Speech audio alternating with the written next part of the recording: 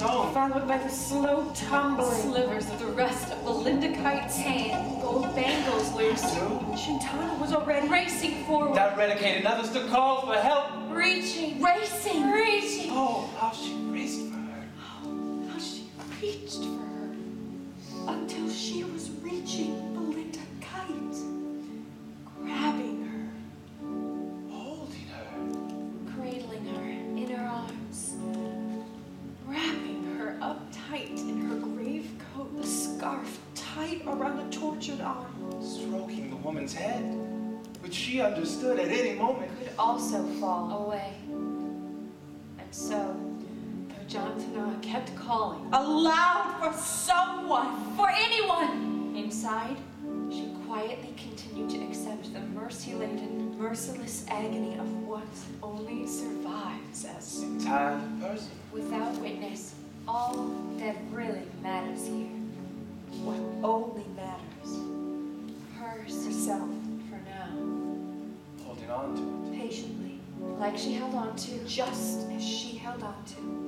Belinda Kite. Belinda Kite. Gently and painfully and gratefully too.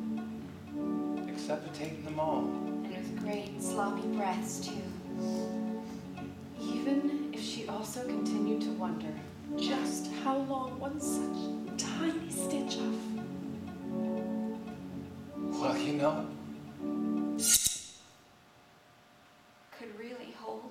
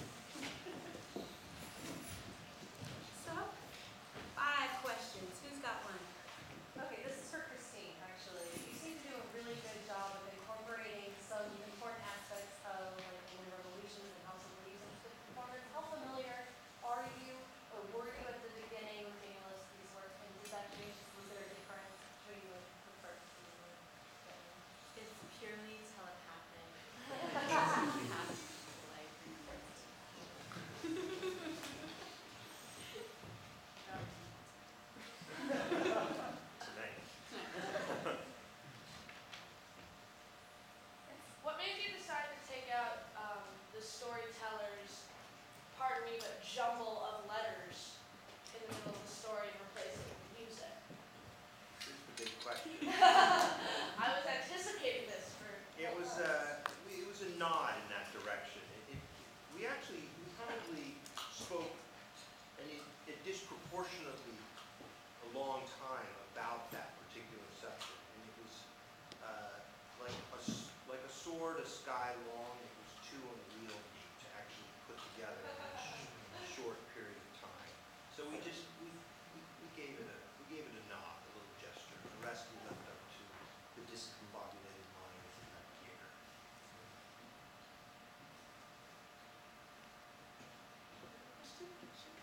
Where did the orphan sage come from?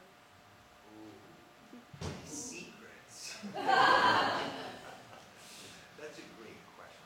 But it's Halloween, it's not Christmas, so we'll have to wonder. Did you have the theatrical presentation in mind as you were writing this? I always knew that it was going to be 5 voices, and so I was pushing more towards something that would be told, purely in audio form, and that it would have these completed notes, and that it would be this sort of musical experience. And I always wanted to do it, and it was so difficult to organize. And then Cal Arts contacted me, and they said, "Hey, how'd you like to do a reading at Red Cat?" And I thought, well, what am I going to read? And then suddenly I thought, well, this is 50-year sword. This will be the chance, And then it became intensely difficult to actually get it all together, and the actors worked incredibly hard. I mean, usually when you approach an actor, you say, well, we're going to have a staged reading. It means that they sort of go over it a couple of hours before the actual reading. And we rehearsed for 2 weeks. I mean, they worked enormously hard, 3 or 4 hours, a set. And I have to say that the thing itself is extremely exhausting. I mean, it's amazing how quickly you're moving and how it just, we're so used to finishing sentences or hearing things kind of completed, and this constant, division of meaning, and yet trying to kind of lift it up and sail it out into one whole thing is very complicated. So it was an incredibly intense experience, but also very rewarding to hear how that can all come together. When you talk about the set design or the ways in which the raised platform seems to be someone to wrap on board or standing or stuff? Yeah, there was a lot that was going on. Christine and I worked on candles and butterflies. That was a big thing. There were a lot of other big things. Yeah, well, so that was the thing. I wanted candles. I actually initially envisioned candles behind, but all the candelabras were cheesy. And then I wanted to get fire that would be up and then it would go down. But that was fire hazard. It required all sorts of expensive applications and fire extinguishers. But then Christine, meanwhile, was telepathically working on these 5 windows. And then the more I looked at the actors, because of course they're the orphans, the more I realized that they were the candlesticks. So then the question was, well, how do we look at their lights dimming or being threatened? And so that was how they served in many ways for the candles. And of course, you're right with the wraparound porch. And then of course we've got references to leaves and fall and all of that. And then I think one of the things that I actually really started to like with working with the actors and music and the shadows was how the conductor was very much the storyteller, the shadow cast there, right? And yet the story was actually being told to the storyteller. That was the dynamic that we found that worked best with the actors. Was this idea that they were telling me, the storyteller, the story, which is a sort of odd way of looking at it. But I think the great stories always have that feeling, as if the story had just passed through the storyteller and out, and it wasn't just the storyteller. So there was a lot that was there, and of course we had a limited amount of time, and we were going for all sorts of stuff. You got some of it, right?